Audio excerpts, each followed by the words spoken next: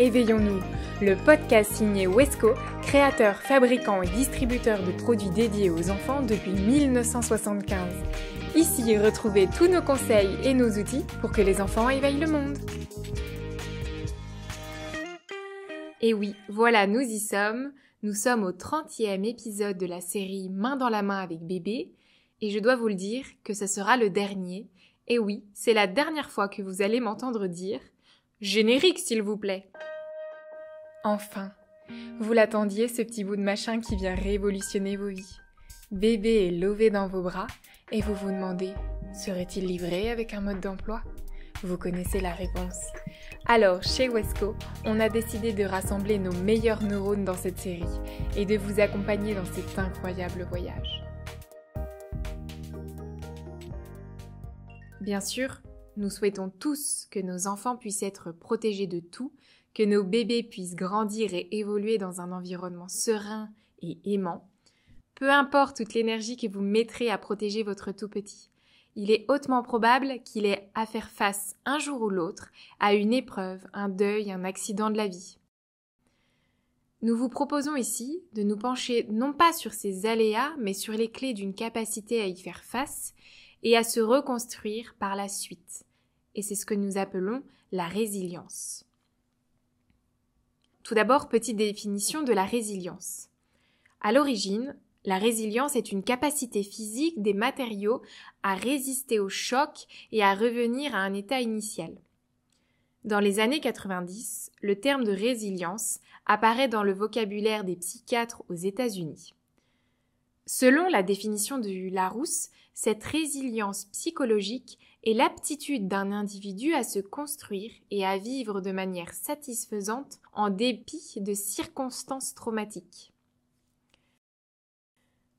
Si l'on sait que la capacité de résilience n'est pas génétique, on a découvert que les bébés nés avec une plus grande quantité de ces hormones, comme la dopamine et la sérotonine, seront des enfants plus aptes à résister aux aléas de la vie. Ainsi, les individus à fort taux de sérotonine sont moins émotifs et se laissent moins facilement surprendre. A contrario, une personne à faible taux de sérotonine, bien que plus émotive, aura plus facilement tendance à accepter l'aide d'autrui pour se relever et déclencher un processus de résilience. Cependant, le patrimoine génétique s'exprime très différemment en fonction du milieu dans lequel l'enfant évolue. De plus, le caractère de l'enfant peut jouer. Un enfant souple, confiant, qui s'adapte facilement à son environnement et aux situations sera davantage enclin à déclencher un processus de résilience.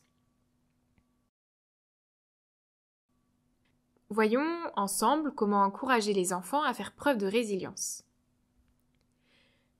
La vie, c'est 20% ce qui arrive et 80% comment nous réagissons à ces événements. Ainsi, notre capacité à encaisser un choc, un traumatisme, dépend de la façon dont nous analysons les agressions extérieures ou intérieures. Cette réaction nous vient de notre bagage affectif et environnemental. Par conséquent, comment préparer les enfants à évoluer dans le monde de demain ? Un attachement sécure. Le climat familial aimant, cette constellation de figures fiables autour de l'enfant, permet à l'enfant de se constituer un socle affectif solide. Avec, il se développe le sentiment d'être aimé, donc aimable, et d'être accepté pour qui il est. Peu importe les tempêtes qu'il aura à affronter, cette constellation le guidera tout au long de sa vie. Un environnement soutenant. Ici, l'environnement est envisagé dans son sens le plus large, de la communauté aux politiques gouvernementales mises en place pour accompagner les familles. Le congé parental est alors un excellent élément de construction de liens d'attachement sécures. Plus il est long et plus la constellation familiale s'enracine. Les amis, les voisins proches, la famille sont tout autant de nouvelles étoiles qui permettront à votre enfant d'être soutenu et de pouvoir faire le récit de ses émotions et de son vécu. Puisque l'environnement est important, autant choisir des alliés soutenants. Identifier les personnes positives dans votre entourage permet de voir le verre à moitié plein. L'entraide et la solidarité sont des qualités qui portent le phénomène de résilience. Une capacité à la mentalisation. La façon dont se représentent les événements qui surviennent autour de nous est grandement influencée par notre personnalité et notre conditionnement.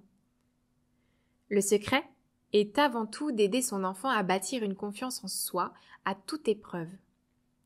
L'encourager à faire preuve d'estime de soi va lui permettre de se positionner en tant qu'acteur de sa vie et non en tant que victime.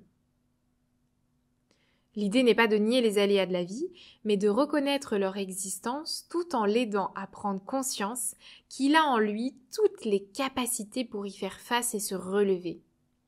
Le second élément clé est d'encourager les projets, les défis, les rêves à réaliser de votre tout petit. Si ces rêves sont atteignables, même farfelus, jouez le jeu et donnez-lui les moyens de mener à bien ses projets. La ténacité dont vous ferez preuve lui servira d'exemple pour réaliser ses propres rêves. Le troisième point est la capacité de l'enfant à accepter le changement. Vous pouvez l'encourager en lui enseignant comment s'y adapter, comment accepter les situations nouvelles et comment faire contre mauvaise fortune bon cœur.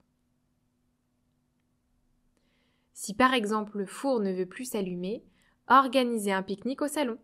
Ce sera l'occasion de transformer une déconvenue en formidable souvenir.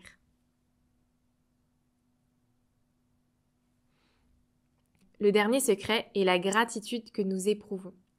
Vous pouvez encourager ce sentiment en discutant tous les soirs des beaux moments de la journée et en notant la chance que vous avez de pouvoir partager ces instants si précieux. Une réparation active. Lorsque votre enfant renverse son verre, le meilleur moyen de l'aider à se construire une image positive est encore de lui demander comment réparer cette maladresse et de le laisser agir. Il en est de même pour tout.